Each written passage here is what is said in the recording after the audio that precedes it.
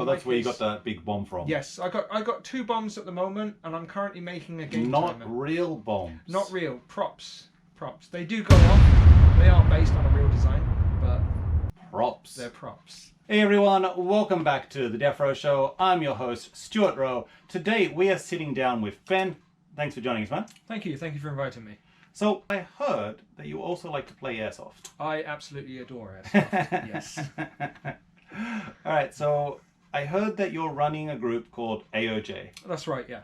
What is that and why should I care? AOJ is Airsoft Online Japan. And basically at the moment we're kind of a small community, mostly run by our friends. So it's me and like 5 other people, and we're basically trying to make Airsoft more unique in Japan. How so? Well, you know, in Japan, Airsoft fields, they pretty much all do the same game modes. Everything Are you talking about Capture the Flag? I'm talking about Capture the Flag, and I'm talking about counter games. Yeah. Everything is Capture the Flag and counter games. I actually captured a flag once. Oh, really? Yeah. It was monumental. Oh, yeah. Because I've only seen 2 or 3 flags actually captured. Oh, really? Yeah. I had a very good game with the Capture the Flag down in Seals. I like Seals. Oh, Seals is pretty good. And me and one of my teammates, Yukari, we caught 3 flags in a row.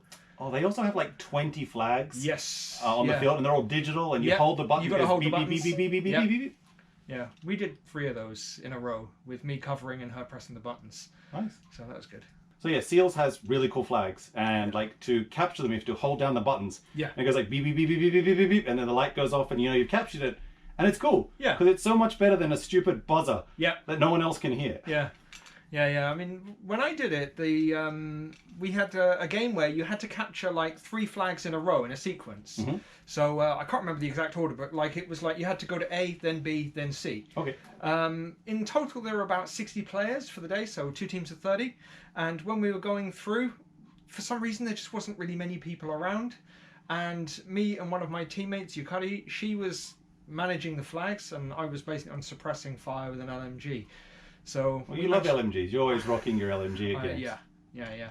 It comes from experience. I'm very familiar with LMGs. You wouldn't happen to be Special Forces, would you? Yes. Oh, well, that's why. Yeah, I was basically a heavy gunner. So I usually rocked about 50 kilos of equipment at any given moment. So an LMG was always one of them. Okay, that makes sense. Yeah. All right, so apart from like AOJ doing things that like slightly different to regular games, so like I still don't know what's cool about AOJ yet. Well, we organise monthly games. So when we first started, the games were basically just we would be a group of friends attending regular games. But we kind of got bored of all the flag games, and it's just the same stuff over and over again. And it got really annoying. So we reached out to a few fields to ask about chartering, because the biggest issue with chartering in Japan is you're in like a contractual obligation with the actual field. So if you cancel, you don't get enough people, you still have to pay X amount of money. So and it's not cheap either. It's like it's like $35 when you join a public game. Yeah. And it's like $34 when you do a charter game. Yeah. And it's like, why can't I make money off this? Yes. Like, why can't I get it for $20, charge my friends $35, not have any staff there because I'm the staff? Yeah. Why can't I do that? Why do I have to rent it and the staff? Yeah. And then have the same price? Like, it's... Yeah. I don't get it. It's not really very fair. But, right? Because, I mean, we did our first game at Camp Devgru. And we also camped there overnight. About 11 of us camped overnight. That's why it's called camp. Yeah. It's in the name. Yeah, because they've got 2 campsites there. The normal camping, and they've got glamping, which is the fancy one. The one we can't afford. Yeah. The one that, you know, is... I've got beer money and champagne taste, so it's not easy. Well, they did pick us up in a limo. That was pretty cool. True, yes. It was a limo from like 1930, but it was still technically it was a Cadillac. It was a Cadillac. Yeah. So there is that. But I mean, that place was nice. I mean, the field was a bit overgrown, needed some work. But the the entrenchments and the props they had in the field were incredible. There was Yeah, a yeah. speeder bike. Yeah. There was a giant minigun. Yep. There was. I even was looking There's through a some of the flat cannon pictures. at the There was a front as flat well. cannon. Yeah. And when I looked through some of the pictures, I actually saw like one of the bases from Star Wars, like Yep. on Endor. Yeah. And then they have the speeder bike in Yep. front of it. I'm like, the hell is that there for? Yeah. But it's cool. It's random. Yeah. Yeah. Because, I mean, the owner of that field actually was the designer for SEALs as well. He used to own that field. They're side by side. Yeah. And he owned that field, and then he built it up, and then he sold it because he wanted to focus more on camping. Sure. So that was pretty cool. But no, that field was good. And then the game modes we did there, I basically managed everything. So the camping stuff, I delegated that to Yukari because it was easier for her to manage that, and I focused on the core game. And then I decided to build props as well. Quite a few of our other, I suppose you can call them leaders, the other 5 that helped me manage it, they all chipped in a bit of money, and then we basically started building props. Oh, that's where you got that big bomb from. Yes, I got 2 bombs at the moment, and I'm currently making a game Not timer. real bombs. Not real props. They do go off. They are based on a real design, but props. they're props. But yeah, so yeah, I made those, programmed those. I'm currently making a game timer as well to manage preparation time as well as actual game time, and then notifying everyone with loud noises. Yeah, because I remember we had an issue last time with just walkie-talkies and stuff. Like, Yeah. we couldn't communicate between Yes. the teams, so we didn't know when the games were supposed to Yeah, start. yeah. We couldn't use buzzers and stuff because the field was too loud. We couldn't hear the other buzzers. So, yeah, that's a whole thing. Yeah. So I decided that the best way to negate that was I bought some radios. I Yeah. took the advice that you gave me. I got the same ones. It works. So and it they're works. cheap. Yeah.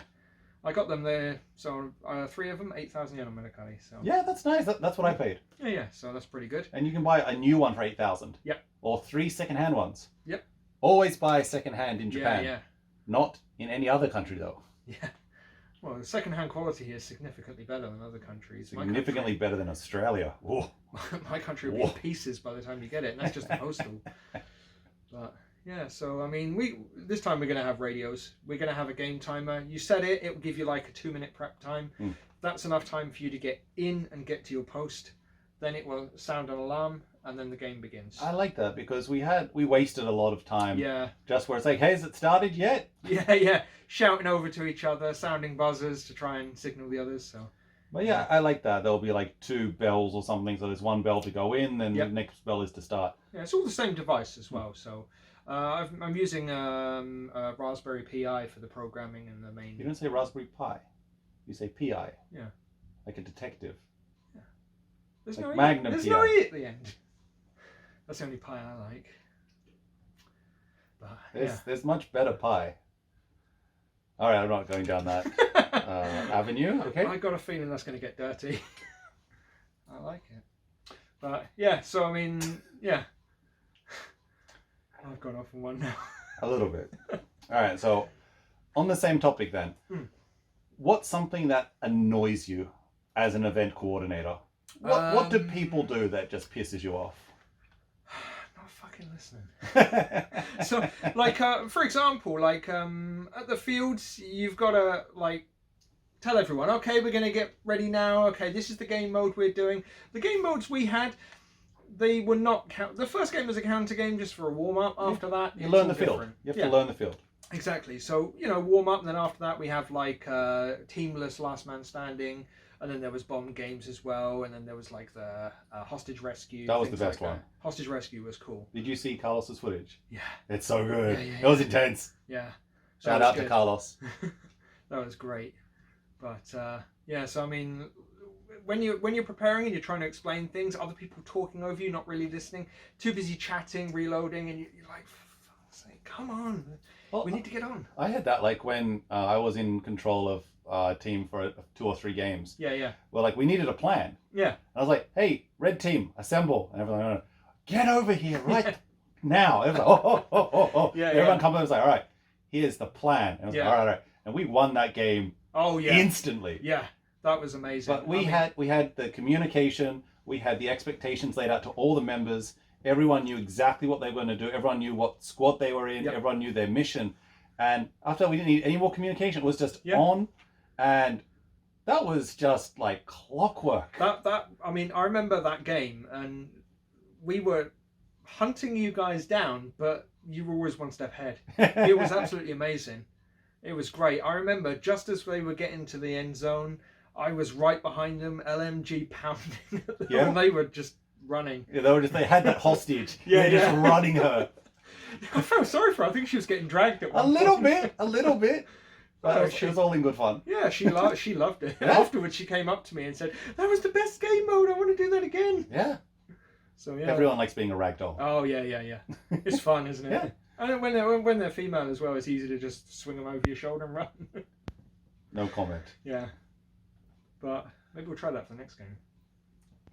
There is like the wife carrying race, like in Denmark or whatever. Oh yeah. Where like the two people compete to carry their wife over their shoulder in like 100-meter sprint or something, and then like whoever wins the race, they then win their wife's weight in beer.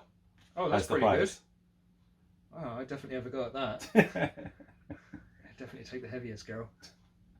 And now for a quick commercial break. Introducing Poppins patches. Express yourself like never before with their wide range of patches. From political statements to 2A culture, pop culture icons to prehistoric dinosaurs. They've got it all. And if they don't have it, they can make it. Since they also do custom patches. Want a patch for your team? Or have a cool idea for a patch? Hit them up. I guarantee you'll be impressed with the results. And don't forget their iconic tactical tricorn hats. Not only do these hats provide shade and make you stand out from the crowd, they also have Velcro so you can add a patch. Visit poppinspatches.com today and use code ABOLISHATF to get 15% off everything in the store. Okay, back to the podcast. All right, different question. So AOJ likes running charter games. Yes. But why are charter games better than public games? Well, I mean, public games, you have like set game modes that they don't ever change. No, set game mode. Oh yeah, sorry, set game mode. Capture the flag. Yeah, they have capture the flag. I remember last time when I was at, I think it was Desert Union, it was just a day of capture the flag, but in different. Desert Union's pretty good when they do their tower defense game. Yes. That is so much fun. The like King of the Hill type game. We're in that castle and it's got 2 stories with all the windows. And you all put your LMGs out the windows and just rain shit on people. Yep. It's fantastic. I think I went through 8,000 BBs on those game modes. Yeah. I did 2,000 BBs in one game. Oh wow. I emptied an LMG tank and I was like, and by the end of it, my the handle for my gun was so hot because I'd just been whirring. Yeah, and I was shooting 50 RPS for that. So it was just like a laser. Yeah. It's fantastic. Good times. Yeah. But no, I mean the game modes that they have here is too much the same. So in our case, we are making charter games. Our goal is to try to have at least one charter game every couple of months, and then if we gain more players, more people joining, we'll have more charter games. And the charter games are going to be different. We're not going to have just constant capture the flag. We're not going to have counter games. We're going to have something with a bit more interaction involved. For example, the bomb games. The game mode that I want to do for the bomb games is something like you have to actually find the code fragments for disarming the bomb. The game mode would be a bit longer, not the usual 10 minutes, but maybe 15 to 20 minutes at the most. A little milsim, but not too strict, because not everyone likes that. And then you've got to go out as a team, work together to try to capture the code fragments, get them to the bomb, and then defuse it. That's very like KWA Tactical League. They're doing similar stuff like that. But yeah, it's like a Call of Duty mission. Yeah. Other one that we're going to be doing for the December game, both bases will have a bomb at them that's about to go off. And each team has to scramble to try to find out how to defuse their bomb. Oh, interesting. Before it goes off. So it's like stop talking and everyone dies, like that game. Kind of that. Yeah, all right. Yeah. So they have to go out, solve the I suppose you could say riddles, to figure out how to disarm their bomb. If they screw it up, it goes off. And they're being shot at the same time, of course. Okay, yeah. good. Yeah, there's going to be a lot of action. It's going to be intense. Yeah, that game mode I might not be playing it, I'll just be filming it. But yeah, it should be fun. Nice. Yeah. All right. Next question. You mentioned before that you were Special Forces. Yeah. So does your Does your military background influence the way you approach airsoft? In a way, yes, but not so much as a tactical aspect, because the difference is whenever I was in other countries and I was on an operation, enemies react very differently than they do in airsoft. You get hit in airsoft, you just have to go back to a checkpoint or leave the field. You get hit where I was and you don't come back. But like real war's the same, right? You go back, you respawn, you come back. Not quite, no. No? I mean, depends where you get hit. I mean, I've been hit a couple of times, but generally, yeah, go back to respawn, or as I call it, hospital. Yeah. And then Get, yeah, come back. get that purple heart. Yeah, I get. Well, there's no medals where I'm from, but yeah, come back and then start again. But yeah, no, I mean, tactical Like wise, a game, like airsoft. Yeah, it is. It hurts a bit more when you get hit, but yeah. But I mean, in my case, like going into airsoft, I generally try to have the same gear and items. In my case, I try to use airsoft as a way of Recapturing your youth. not so much recapturing the youth, but Reliving the glory days. not so much more overcoming past issues. Interesting, like PTSD. Yeah. So, like in my case, there was one particular game. I don't know if you know Airsoft Field Iksa. I've heard of it, but I haven't been there. It's a very good field. It's on a nice hill as well. Okay. So in there, they've got this like tin, a bit like the White Castle game at Sure. Desert Union. Yeah. So you're inside this like tin hut, and people are constantly shooting at you. And the ricochets and the noise is Oh, going to be yeah. incredible. I went full PTSD in there. Yeah, I can see that. And in there, I suddenly got in the zone, and I think I got, because obviously they're constantly respawning, we have no respawns. I got maybe 15 people in a spate of a few seconds in that game. Like with a knife kill or No, grenades? with an LMG. Airstrike? Oh, okay. With an LMG. Like, it was an intense game. Afterwards, I had to take a time out because I kind of... You're all tuck it out. Yeah, I was a bit knackered. Anxiety hit me, and I'm like, no, I'm going for a little walk. Leave me alone. Yeah. But no, I use it as a way to kind of, in a way, relive the glory days. I do like the schedules that I always keep. You know, get up early. You do everything to a routine. Yep. Otherwise, Otherwise, you forget shit. Yeah, you forget it and you lose skills. And you lose magazines too if you don't check before you leave. Oh god, yeah.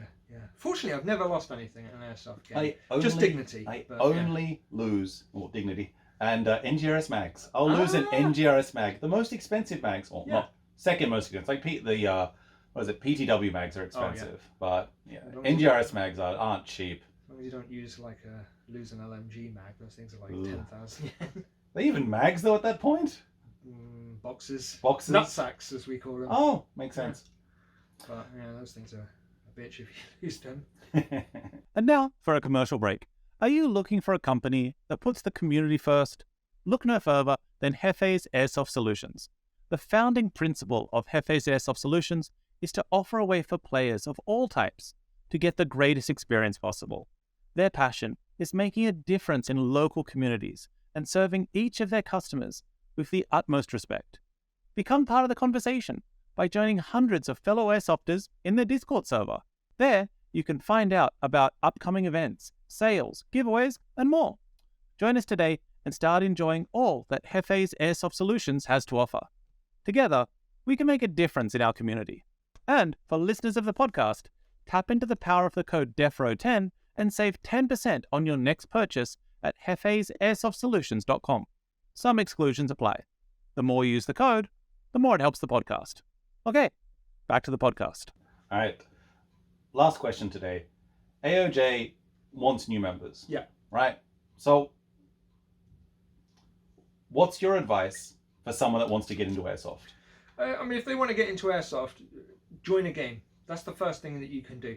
Don't go into the game expecting it to be something like laser tag or paintball. It's not.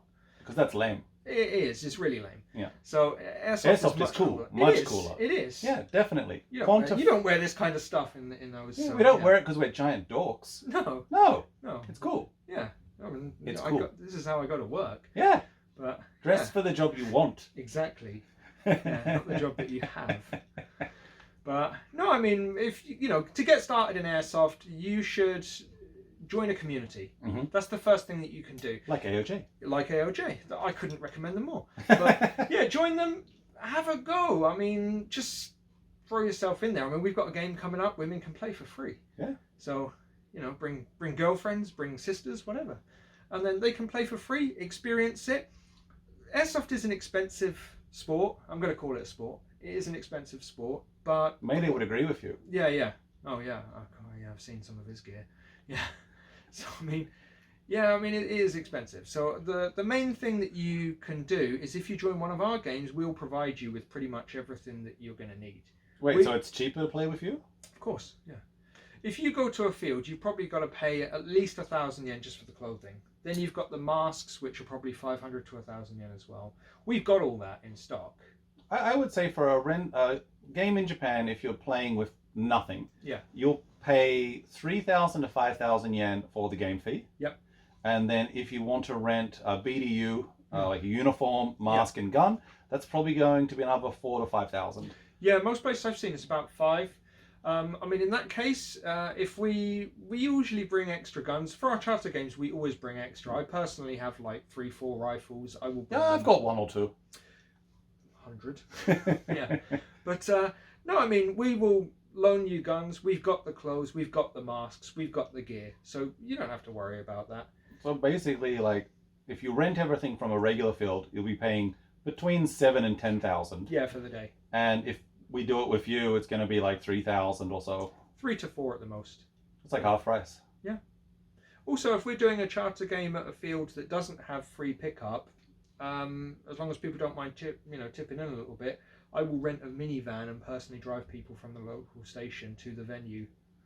But and we're gonna hold him to that. Yeah, be there early though. Yeah. One trip, he's not coming back. Yeah.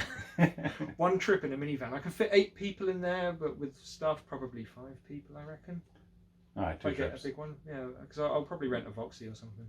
Nice. All right, man. So, how can people get in touch with you? We have got pretty much all social media covered. So there's Instagram, there's Twitter, Facebook is the main one I use.